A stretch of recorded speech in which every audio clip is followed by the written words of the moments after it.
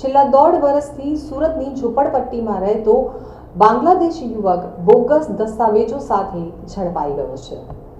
સુરત એસઓજીના અધિકારીઓએ ખોટા દસ્તાવેજો દ્વારા ભારતીય નાગરિક તરીકે ઓળખ આપવાની કોશિશ કરતા બાંગ્લાદેશી યુવકને ઝડપી પાડ્યો છે।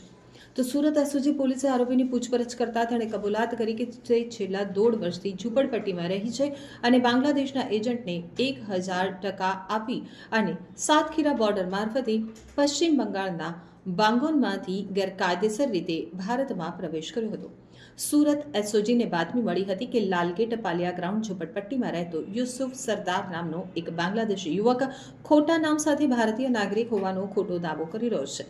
તો બાતમીના આધારે એસઓજીની ટીમે લાલગેટ ખાતે પાલિયા ગ્રાઉન્ડની ઝૂંપડપટ્ટીમાં દરોડો પાડ્યો હતો, જ્યાં રહેતા યુસુફ સરદાર, જે મૂળ બાંગ્લાદેશના નારાયણ જિલ્લાના વિષ્ણુપુર ગામનો રહેવાસી છે, તેની ધરપકડ કરી લેવામાં આવી હતી। આરોપી પાસેથી બાંગ્લાદેશના પાસપોર્ટની ઝેરોક્સ, ખોટા નામ સાથે બનાવેલ ભારતીય ચૂંટણી કાર્ડ, ડ્રાઇવિંગ લાયસન્સ અને આધાર કાર્ડ તથા એક મોબાઈલ ફોન કબજે કરવામાં આવ્યો છે। તો આરોપી યુસુફ સરદારે પૂછપરછ દરમિયાન કબૂલાત કરી કે તે બાંગ્લાદેશનો નાગરિક છે અને 1.5 વર્ષ પહેલા બાંગ્લાદેશના એજન્ટને 1000 ટકા આપી અને સાતખીરા બોર્ડર મારફતે પશ્ચિમ બંગાળના બાંગોનમાંથી ગેરકાયદેસર રીતે ભારતમાં પ્રવેશ કર્યો હતો। તે હાવડા રેલવે સ્ટેશન ઉપરથી ટ્રેન મારફતે સુરત પહોંચ્યો અને અહીં ઝૂંપડપટ્ટીમાં ભાડે રહી મજૂરી કામ કરતો હતો। યુસુફે પોતાના નામ અને ઓળખ બદલવા માટે ખોટા દસ્તાવેજો તૈયાર કર્યા હતા।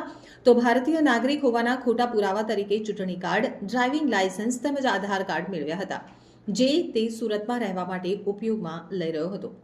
તો બીએનએસ કલમ 336(2), 336(3), 338, 340, પાસપોર્ટ અધિનિયમ 1967ની કલમ 12(1), પાસપોર્ટ નિયમો 1950, એન્ટ્રી ઇન્ટુ ઇન્ડિયાની કલમ 3 અને 6, ફોરેનર્સ એક્ટ 1946ની કલમ 3(1)(2)(a)(g) અને 14।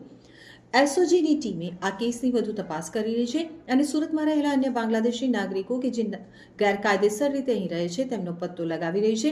આ અભિયાન સુરત શહેરમાંથી ગેરકાયદેસર પ્રવૃત્તિઓ પર રોક લગાવવાના ઉદ્દેશ્યથી હાથ ધરાયો છે।